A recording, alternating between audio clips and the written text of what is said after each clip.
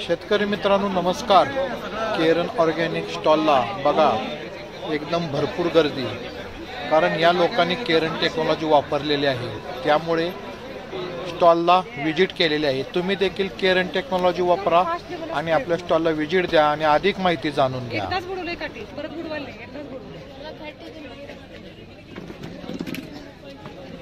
कौन बेच रहा है?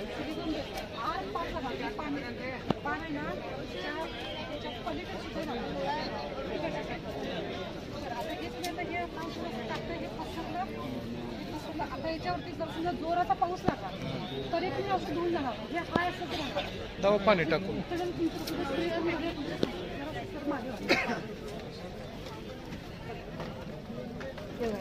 जोराचा पाऊस लागला, पाऊस तर एवढ्या जोरात लागणार नाही का पानावर?